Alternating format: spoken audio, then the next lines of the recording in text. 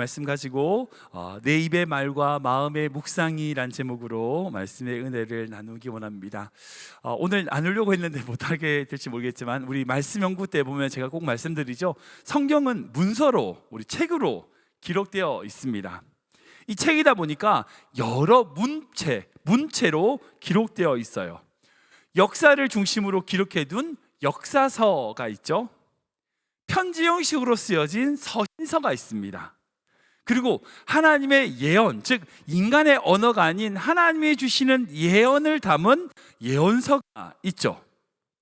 그 중에 시가서라고 하는 문체가 있습니다. 문학이죠. 바로 시편, 잠언, 전도서가 바로 시가서입니다. 근데 이 시가서의 특징은 뭐냐면 어떤 역사적인 사실 자체를 기술한 것이 아니라 그 역사를 바라보는 개인의 감정, 개인의 고백이 시가서입니다. 즉 일어난 일, 그 일 자체를 기록하는 서신서, 그 기록하는 내용이 아니라 그 일을 바라보는 독자, 그 일을 바라보는 어떤 사람의 고백인 거죠. 그게 시가서입니다. 그래서 저는 시편이 너무 좋습니다. 왜냐하면 우리 모두가 다 겪어야 되는 여러 수만 가지 일들이 있지만 그 일을 바라보는 우리의 관점을 배울 수 있기 때문입니다. 그리고 내 삶에서 들어야 될 고백이 무엇인지, 찬양이 무엇인지 알 수 있기 때문입니다. 사랑하는 여러분, 우리 앞에 있는 그 눈앞에 있는 상황을 보면요, 우린 절대 감사 못해요. 감사 못해요. 그러나 그 상황 속에서도 역사하시는 하나님을 고백할 때, 그 하나님을 찬양할 때 우리는 감사의 삶을 살아갈 수 있다는 거예요. 저는 우리 모든 성도님들이 그렇게 하나님을 고백하고 하나님을 찬양하는 귀한 믿음의 성도 되시길 주님의 이름으로 축원합니다. 우리 옆으로 인사할까요? 하나님을 찬양합시다. 하나님께 감사합시다. 아멘, 아멘. 오늘 시편은 다윗의 시편입니다. 이 19편은요, 다윗이 하나님 앞에 드렸던 귀한 찬양의 고백이 들어있는 시편이라고 할 수 있어요. 근데 이 시편은 크게 세 가지 단락으로 구분할 수 있어요. 1절부터 6절까지는 이 자연 온 만물, 태양, 우주 만물, 그것들을 통하여 드러나는 하나님의 영광이 무엇인지에 대하여 찬양하는 겁니다. 여러분, 이거는요 일반 계시라고 불리는 하나님의 은혜를 의미해요. 온 세상을 바라보면서 하나님이 보여지는 그 하나님의 섭리, 하나님의 은혜를 보고 찬양하는 거죠. 7절부터 10절까지는 기록된 말씀, 즉 율법에 의한 특별 계시, 그것을 통한 하나님의 은혜에 대하여 나를 정결케 하시고 나를 지혜롭게 하시고 여러 가지 그런 것들에 대하여 이 다윗은 하나님을 찬양하고 있어요. 마지막으로 11절부터 14절까지는 그렇게 하나님이 어떤 분인지를 알게 되었을 때에 나의 죄가 정결케 되는 은혜, 그 죄사함 앞에 감사한 다윗의 기도가 들어있는 그런 내용이라고 할 수 있어요. 우선 대표적으로 일반 계시, 즉 자연 만물을 통하여 하나님을 찬양하는 다윗의 모습을 볼 수 있는데, 우리 1절 말씀을 읽어볼까요? 같이 읽겠습니다. 시작. 하늘이 하나님의 영광을 선포하고 궁창이 그의 손으로 하신 일을 나타내는도다. 아멘. 1절 6절까지는 그 온 자연 만물에 대한 하나님의 찬양이 담겨 있어요. 여러분, 이 하늘이 하나님의 영광을 선포하고 궁창이 하나님이 지으신 그 놀라운 일들을 나타낸다, 그것을 선언하고 선포하는 거죠. 여러분, 하늘과 궁창이란 것은요 성경에 거의 동일한 동의어로 쓰여집니다. 우리가 밖에 보면 나오는 게 하늘이잖아요. 근데 그 하늘에 드러나는 것이 뭐라고요? 그냥 구름도 아니고요, 하늘도 아니고 오직 하나님의 영광이라는 거예요. 여기서 영광이라는 단어는 히브리 말로 카보드라는 단어인데, 이거는요 무게, 무거움이란 의미를 가지고 있어요. 그러니까 물리적으로 무겁다는 뜻이에요. 그러니까 무거우니까 중요한 거죠, 위대한 거죠. 그래서 그런 의미를 가지고 있어요. 그러니까 하나님의 영광이 드러난다는 것은 하나님의 위대하심, 하나님의 놀라운 은혜와 능력이 드러난다는 뜻입니다. 하나님이 지으시고 하나님이 만드신 그 모든 자연 만물에 하나님의 창조의 위대함이 들어 있다는 거예요. 인간이 아무리 뭘 해도요, 자연을 이길 수 없어요. 오늘도 봐도 그러세요. 요즘 풍풍 한번 착 부르니까 어때요? 모든 사회시설이 다 스탑입니다. 다 막혀요. 인간이 아무리 도로를 잘 만들고 해도요, 자연의 눈폭풍이 한번 싹 지나면요, 아무것도 지나다닐 수가 없어요. 인간은 자연 앞에 정말 작은 존재일 수밖에 없어요. 우리가 자연을 바라보면 바라볼수록요, 하나님의 창조의 위대함이 드러나더라는 거예요. 그뿐 아니라 우리에게 주시는 말씀, 즉 율법을 통하여 우리의 영혼을 소생시킨다라고 다윗은 고백합니다. 우리 7절 말씀 볼까요? 같이 읽겠습니다. 시작. 여호와의 율법은 완전하여 영혼을 소성시키며 여호와의 증거는 확실하여 우둔한 자를 지혜롭게 하며. 아멘. 7절부터 10절까지 모든 말씀들이 그거예요. 여호와의 율법, 하나님의 말씀을 통하여 지혜롭게 되고 영혼을 소생시키게 되고 하나님의 은혜 가운데 거하게 된다고 하는 여러 고백들이 드러나는 것을 볼 수 있습니다. 여러분, 이거는요, 지식이 아니라 지혜입니다. 무슨 말이에요? 어떻게 세상적인 지식을 쌓는 그 문제가 아니라 우리 삶을 어떻게 살아야 될지에 대한 지혜를 말씀을 통하여 깨닫게 된다는 거예요. 우리가 하나님 앞에 어떻게 나아가는지 그걸 통하여 하나님의 길을 걸어갈 수 있는 지혜를 말씀을 통하여 깨우치게 된다는 거예요. 여러분, 말씀 우리 가운데 있으면요, 우리는 기쁠 수밖에 없어요. 왜요? 우리의 눈이 뜰 수밖에 없어요. 왜요? 그 하나님을 발견하게 되니까. 우리를 창조하시고 지으신 하나님을 이 말씀을 통하여 발견하게 되기 때문입니다. 그래서 다윗은 이 온 자연 만물을 통하여, 그리고 우리에게 주신 그 말씀을 통하여 하나님이 어떤 분인지를 고백하게 됩니다. 우리 14절 말씀 볼까요? 같이 읽겠습니다. 시작. 나의 반석이시요 나의 구속자이신 여호와여, 내 입의 말과 마음의 묵상이 주님 앞에 연락되기를 원하나이다. 아멘. 이렇게 고백하는 거예요. 그러니까 단순하게 이 고백이 그냥 나의 반석이십니다, 나의 구속자이십니다, 내가 기도하는 거 하나님께 들려지기 원해요, 그 말이 아니라 그 앞에서부터 이 모든 세상을 창조하신 창조주 하나님, 우리에게 말씀하셔서 매일매일 삶에 우리를 인도하시는 그 하나님이 우리의 반석이시고 나의 구속자이시기에 내가 기도하는 그 모든 기도가 하나님께 연락되기를 원합니다. 여러분들 한번 대답해 보세요. 솔직히 여러분들의 입의 말과 마음의 생각이 하나님께 연락되기를 원하십니까? 그러세요? 정말 원하세요? 전 아닌데요.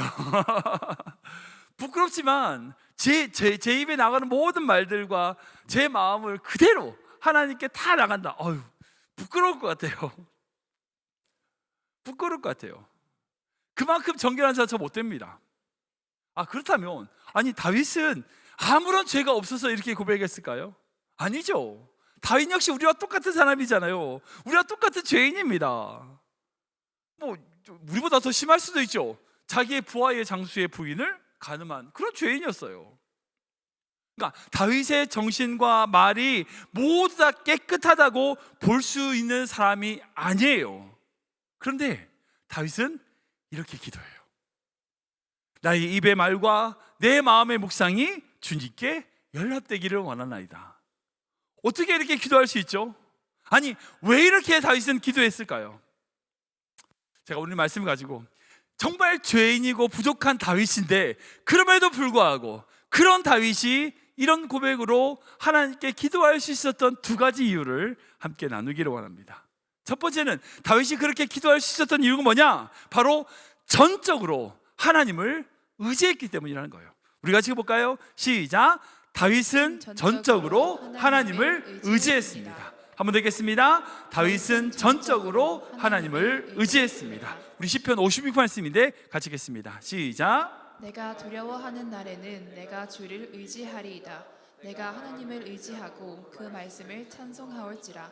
내가 하나님을 의지하였은즉 두려워하지 아니하리니 혈육을 가진 사람이 내게 어찌하리이까. 아멘. 지금 읽은 이 시편 56편도 역시 다윗의 시편입니다.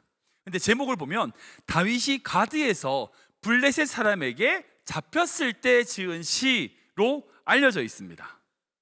그러니까 전쟁에 나가가지고 싸우다가 블레셋 군대에 잡혔을 때예요.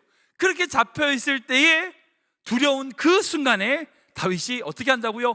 전적으로 하나님을 의지하겠다라고 반복적으로 3번이나 고백하는 것을 볼 수 있습니다. 성도 여러분, 제가 한 가지 질문을 해볼게요. 여러분들이 이제 우리 청년들 기숙사 같은 거, 밤늦게 공부 마치고 일 마치고 집에 왔어요. 방에 왔어요. 그 시간에 집에 아무도 없어야 돼. 깜깜한 집에 들어왔는데 딱 여러분들 집에 딱 문 열고 들어왔는데 그 집에 아무도 없어야 되는데, 가족도 없고 아무도 없어야 되는데 그 집에 귀신이 있는 게 무서우세요? 사람이 있는 게 무서우세요? 귀신이 있는 게 무서우세요? 사람이 있는 게 무서우세요? 둘 다인데 만약 물론 둘 다죠. 근데 어느 게 더 무서울 것 같아요? 저는 사람이에요. 귀신은 그냥 예수님의 보혈로 나가라 그러면 나갈 것 같아요. 근데 사람은 무서워요. 사람은 무서워요. 이 세상에 제일 무서운 게 사람이에요. 청년들은 이제 잘 모를 수 있지만 어른들은 알 거예요. 세상에서 제일 무서운 게 사람이에요. 뭐 돈도 무섭고 여러 가지 무서운 게 많지만 사람이 제일 무서워요. 근데 다윗이 뭐라고 얘기해요? 혈육을 가진 사람이 내게 어찌하리이까?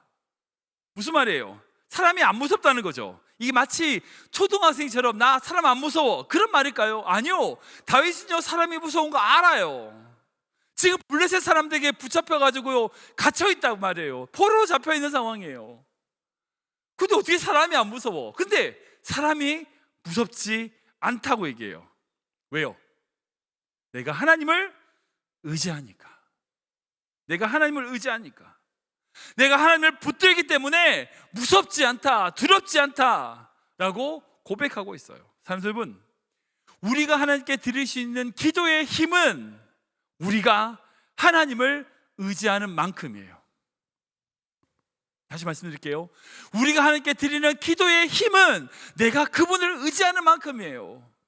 내가 돈을 이만큼 생각하고 이렇게 해가지고 이렇게 계획을 세우고 이 정도면 되겠다라고 해서 하나님 도와주세요 기도하는 사람하고요 아무것도 없어 하나님만 붙들어야 돼 전적으로 의지한다고 생각해 보세요. 누가 더 기도에 힘이 있을까요?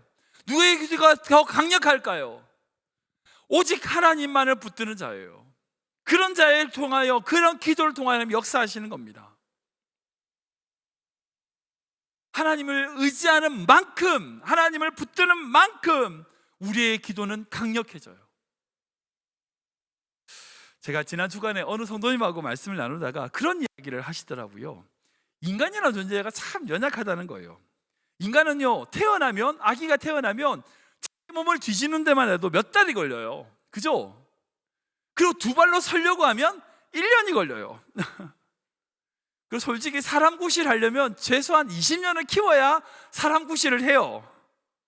아직도 안 될 수도 있지만 근데 해보세요. 대부분의 동물은 어때요? 태어난 지 몇 시간 만에 걸어요. 아니 뜁니다. 1년이 지나지 않으면 거의 그 동물은 다 성체가 돼요. 다 커요. 웬만한 큰 힘색이 돼버립니다. 1년이면요. 근데 왜 하나님께서는요 이 사람을 그렇게 연약한 존재로 만드셨을까요? 그 지사님 얘기예요.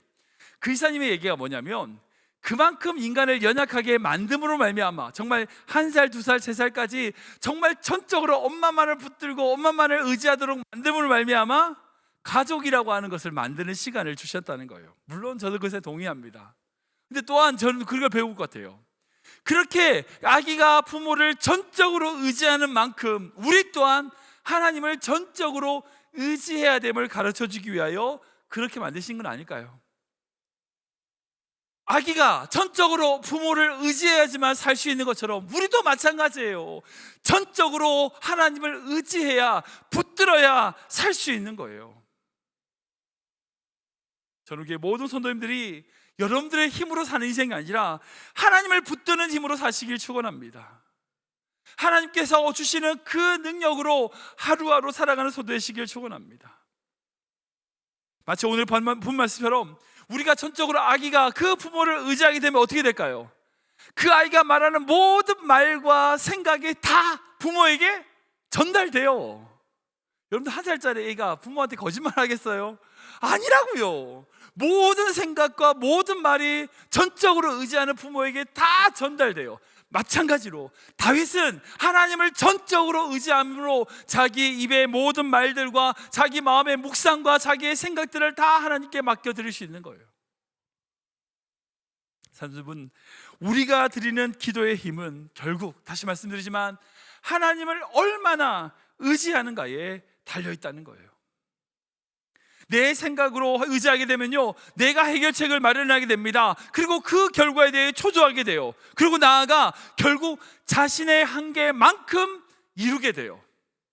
그런데 그에 반해서 하나님을 의지하며 하나님께 맡겨드리면요, 하나님께 해결책을 구하게 되고요, 그에 따라 그 결과로 하나님을 신뢰하게 됩니다. 나아가 하나님의 능력만큼 이루는 인생이 돼요. 여러분, 어떤 인생 되고 살고 싶으세요? 여러분들의 능력만큼 살고 싶으십니까? 아니요, 저는 그렇지 않아요. 저는 제 능력만큼이 아니라 하나님의 능력만큼 살고 싶어요. 내가 이루고 싶은 대로 살고 싶지 않아요. 하나님이 나를 통하여 이루고자 하는 것을 이루고 싶어요. 그러려면 반드시 하나님을 의지하셔야 됩니다. 여러분들의 입의 모든 말들과 마음의 묵상을 다 하나님께 연락드리기 원합니다. 다음 주부터 우리가 창세기 말씀으로 은혜를 나누려고 하는데요, 아브라함, 이삭, 야곱, 요셉, 그들의 삶을 통하여 하나님의 섭리와 은혜를 나누게 될 겁니다. 여러분, 우리가 그들 통해 뭘 배워야 될까요? 다른 거 아닙니다. 그들이 어떻게 전적으로 하나님을 의지했는가, 어떻게 하나님을 매달렸는가, 그들이 드렸던 그 기도를 배우게 될 거예요. 그걸 통하여 우리가 드려야 될 기도를 다시금 점검하고 하나님의 믿음의 유업을 우리 가운데 이어가는 귀한 믿음의 성 되시기를 주님의 이름으로 축원합니다. 두 번째로 다윗은 모든 것을 하나님께 맡겼어요. 우리가 같이 읽어볼까요? 시작. 다윗은 모든 것을 하나님께 맡겼습니다. 한 번 더 읽겠습니다. 다윗은 모든 것을 하나님께 맡겼습니다. 우리 시편 말씀인데요, 같이 읽겠습니다. 시작. 내 길을 여호와께 맡기라. 그를 의지하면 그가 이루시고 내 의를 빛같이 나타내시며 내 공의를 정오의 빛같이 하시리로다. 아멘. 지금 읽었던 이 시편 37편도 다윗의 시편입니다. 다윗은 하나님께서 자신의 삶을 빛같이, 정오의 빛같이 환하게 빛나게 하실 것이다 라고 고백하고 있어요. 근데 그 전제가 있습니다. 그렇게 빛같이 밝혀내시기 위해서는요, 우리의 모든 것을 하나님께 맡길 때 이루어진다 라고 고백하고 있어요. 여러분들, 우리가 이제 2년 전인가 우리 다윗에 대해서 함께 나눴었죠. 성경을 보면요, 이 다윗은 정말 기구한 인생을 살았어요. 정말 어려운 인생을 살았습니다. 물론 승승장구하며 잘 될 때도 있었죠. 근데 다윗이 어땠어요? 장수로서 쓰임받고 있는 그 순간에 자신의 장인어른 그 장인어른이 자기를 죽이려고 그래요. 어떻게 합니까? 도망을 가요. 광야에서 거의 20년 동안 도망 다니면서 숨어서 거의 거지처럼 살았어요. 뿐만 아니라 노년 시기에 자기의 아들이 자기를 죽이려고 쿠데타를 일으켜요. 반란을 일으킵니다. 어떻게 해요? 도망가야지. 또 예루살렘에 피해서 도망가고 있어요. 아니, 젊었을 때는 장인어른한테 죽임 당할 뻔하고 나이 들어서는 자기 아들한테 죽일 당하고, 여러분들 그렇게 도망 다니는 사람이 다 다윗이에요. 아니, 솔직히 말해서 온전한 정신으로 살 수 없는 사람이었습니다. 그런데 그런 다윗이 성경의 가장 위대한 인물로 하나님의 마음에 합한 자로 인정되었어요. 왜 그런지 아십니까? 왜 그럴까요?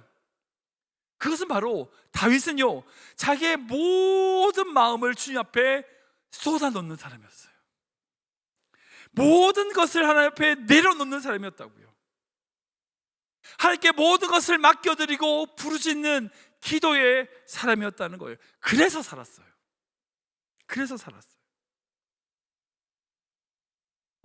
솔직히 이제 그 정신과학자들이 말씀을 보면, 그래, 우울증의 증상 중에 한 가지가 뭔지 아세요? 자기 이야기를 다른 사람에게 쏟아놓지 못할 때 발생하게 돼요. 무슨 말이냐? 내가 가지고 있는 어려움, 내가 가지고 있는 억울함, 내가 가지고 있는 문제를 어떤 누군가에게 쏟아 놓아야 되는데 못 쏟아 놓는 거야. 쏟아 놓을 사람이 없어. 그걸 안으로 삭히다 보면 그게 우울증이라든지 어떤 정신적인 문제로 이어지게 된다는 거예요. 그래서 많은 분들이, 말이 많으신 분들 있죠. 그런 분들 우울증 안 걸린대요. 왜냐하면 계속 쏟아 놓거든. 계속 말하세요. 근데 제일 좋은 건 뭔지 아세요? 사람에게 얘기해봤자 소용없어. 하나님께 쏟아놔야 돼요. 하나님께 내려놔야 돼요. 그게 기도예요. 그게 기도예요. 내가 가지고 있는 어려움과 문제들을 다 하나님께 내려놓을 때에 우리의 짐은 가벼워집니다. 주님께 모든 것을 다 내려놓을 때에 그때 그 영혼 가운데 평안이 있어요. 근데 제가 목회자로 섬기면서 많은 성도들이 그렇지 못해요. 어떻게 하는지 아세요? 기도할 때 주 앞에 다 내려놔요. 주님, 저는 이런 문제가 있고요, 이런 문제가 있고요, 이런 어려움이 있어요. 이 모든 문제를 도와주세요, 살려주세요. 그리고 기도 끝나면 다시 다 챙겨요. 그리고 집으로 따가지고 가. 주 앞에 내려와서 모든 것을 내려놓고 끝나는 게 아니라 그걸 다시 보따리 싸가지고 집에 가요. 그러면 안 됩니다. 주 앞에 모든 것을 내려놔야 돼요. 그 말은 뭐예요? 그 결과도, 그 과정도, 그 시간도, 그 방법도 다 하나님을 맡겨드린다는 거예요. 여러분, 이게 바로 내 입의 말과 내 마음의 묵상이 주님께 연락되기를 원하나이다는 말씀이에요. 여기서 연락이라는 단어는 히브리 말로 라촌이라는 단어인데, 이건요 단순히 드리다는 의미가 아니에요. 매우 기뻐하면서 기꺼이 받아들일 상태를 의미합니다. 즉 이건요 제사와 관련되어 있어요. 제사를 드리는 것과 관련되어 있습니다. 그러니까 인간이 흠없는 제물을 하나님 앞에 드릴 때에 그것을 연락받으신다라고 표현하는 거예요. 이게 무슨 말이죠? 그러니까 우리가 가지고 있는 그 모든 걱정과 근심이, 우리의 입에 있는 모든 말과 마음의 묵상이 하나님께 올려드리는 향기로운 제물이 된다는 거예요. 제물이 된다는 거예요. 우리가 그 마음으로 하나님께 다 내려놓게 되면요, 하나님은 우리의 모든 삶을 인도하시고 붙들어 주시는 거예요. 제가 존경하는 목사님 중에 마틴 루터 킹 목사님이 있습니다. 아시는 것처럼 그분은 흑인 운동으로 열심히 인권을 위해 싸운 위대한 인물이죠. 근데 그분에게 걱정이 없었을까요? 많았죠. 그러니까 흑인 인권을 위하여 싸우다 보니까 매일 여러 종류의 살해 협박을 받았다고 해요. 1956년 어느 날 밤에 그 집으로 전화가 왔어요. 협박 전화 왔어요. 근데 이번에는 그 목사님을 향한 게 아니라 그 목사님의 네 자녀를 향한 협박이었어요. 그 아이들을 어떻게 하겠다는 거예요. 그 전화를 받고 두려움으로 무너져가지고 주님 앞에 주방 테이블에 그저 엎드리게 됐어요. 하나님께 기도하게 됐어요. 주님, 저 이제 한계입니다. 더 못하겠어요. 주님, 저 안 돼요. 이제 더 아무것도 할 수가 없어요. 주 앞에 모든 마음을 다 쏟아놨어요. 그때 마음속 깊은 곳에서 주님의 음성이 들립니다. 마태복음 28장에 있는 예수님의 마지막 유언, 내가 세상 끝날까지 너와 항상 함께 있으리라. 예수님께서 승천하시면서 제자들에게 남겼던 그 말씀을 그 마틴 루터 킹 목사님에게 부어주신 거예요. 그때 그 목사님은 그 말씀을 듣고 자신의 모든 것에서 그 환경을 이겨낼 수 있는 깊은 감사와 찬양 그리고 용기가 나온 것을 간증했었습니다. 여러분, 이게 어떻게 가능할까요? 이유는 한 가지예요. 그 모든 마음을 주 앞에 쏟아놨기 때문이에요. 여러분, 쏟아놓으면 주님이 위로하십니다. 위대하게 만들어 가십니다. 우리가 그 모든 것들을 주 앞에 내려놓을 때에 주님은 우리 삶을 붙들어 주시는 거예요. 저는 우리 모든 성도님들이 여러분들의 모든 상황을 주님 앞에 다 맡겨드리는 말미암아 하나님이 주시는 은혜와 능력으로 승리하는 귀한 성도 되시길 주님의 이름으로 축복합니다. 아멘. 말씀 정리하겠습니다. 제가 젊었을 때 읽었던 책 중에 가장 은혜 받았던 책 중에 한 가지가 낮은 자의 평강이라고 하는 양승훈 교수님, 한동대 양승훈 교수님의 책입니다. 제가 그 책을 읽으면서 너무나 많이 감동했었어요. 근데 그분이 드렸던 기도 중에 이런 기도가 있어요. 뭐냐면 1990년에 이제 독일의 유학 시절이었어요. 이분이 어려웠을 때, 젊으셨을 때죠. 새로운 아기가 태어나고 여러 가지로 이제 난방비 문제로 걱정하고 있었다고 합니다. 이 독일도 이제 여기처럼 이제 겨울에 많이 춥잖아요. 추워가지고 미리 월동 준비를 다 했어요. 그러니까 돈이 없으면 유학생이니까 비슷하죠. 돈은 유학생이니까 어떻게 살아야 될지 학비, 뭐 식비, 아파트 렌트비, 뭐 이런 거 다 했는데, 다 정리했는데 난방비가 부족한 거예요. 기름 살 돈이 없어. 월동을 하려면 그렇게 기름을 사가지고 밤에 이제 떼야지만 지낼 수 있는데, 수업료라든지 뭐 필요한 꼭 내야 될 것들 다 내고 나면 기름 살 돈이 없는 거예요. 그렇다고 굶을 수는 없잖아. 그래서 하나님께 기도했어요. 하나님, 저희 난방비 없어요. 난방비 좀 주세요. 저희 집에 애기 있잖아요. 갓난애기 있으니까 집을 따뜻하게 해야 되잖아요. 하나님, 우리 집을 따뜻하게 해야 되니까 꼭 난방비를 좀 주세요 라고 끊임없이 자기의 모든 마음을 다 쏟아서 하나님께 다 아뢰었어요. 그리고 겨울이 지났는데 어떤 누구에게도 무슨 후원금이라든지 어떤 그렇게 돈이 들어오는 거 없이 하나도 돈이 안 들어왔어요. 전혀 도움이 안 와요. 좀 너무하다라고 막 마음에 상처가 있고 뭐 이러고 있었는데, 그의 겨울이 쑥 지났어요. 왜 이렇게 됐나? 생각해 보니까 그분의 간증이에요. 하나님께서 그해 따뜻한 겨울을 주셨다는 거예요. 겨울이 따뜻해지니까 난방을 많이 틀 필요가 없고, 그러다 보니까 기름값이 적게 들어가지고 원래 생각했던 것보다 적게 들어서 그 겨울을 지낼 수 있었다는 거예요. 그분의 간증이에요. 그분의 간증이 뭐냐면, 내가 하나님께 그렇게 기도했더니 하나님이 나를 위해서 그 독일에 따뜻한 겨울을 주셨다는 거예요. 물론 이게 그 양승훈 교수님의 기도의 결과라고 단정 지을 수는 없죠. 그러나 적어도 본인에게는 이게 기도 응답이에요. 여러분들 생각해 보세요. 그분이 그렇게 기도 안 했다면 그의 따뜻한 겨울이 오든 말든 그게 은혜로 다가왔을까요? 안 왔을까요? 안 왔죠. 기도 안 했다면 그것은 그냥 따뜻한 겨울로 지나가 똑같았어요. 근데 그분이 하나님께 매달리고 기도하고 자기의 모든 마음을 다 쏟아 놓았을 때에 그의 따뜻한 겨울이 그분에게는 은혜가 되는 거예요. 그럼 우리 삶이 다 마찬가지예요. 어떤 사람은 똑같은 걸 보고 맨날 짜증만 내요, 불평만 해요. 근데 반대로 어떤 사람은 그걸 보고 다 감사하고 찬양해요. 어떤 차이일까요? 이유는 한 가지예요. 우리의 모든 삶을 인도하시는 그 하나님 앞에 우리의 모든 마음과 묵상을 주님 앞에 연락드리는 자, 기도하는 자이기 때문에 가능한 거예요. 우리 다시 14절 말씀 볼까요? 같이 읽겠습니다. 시작. 나의 반석이시요 나의 구속자이신 여호와여, 내 입의 말과 마음의 묵상이 주님 앞에 연락되기를 원하나이다. 아멘. 사랑하는 여러분, 여러분들 정말 여러분들의 삶에 하나님의 반석이십니까? 반석이십니까? 여러분들의 주님이 여러분들의 구속자 되십니까? 되십니까? 그렇다면 우리의 삶은 주님 손에 있습니다. 우리의 삶은 주님께 있습니다.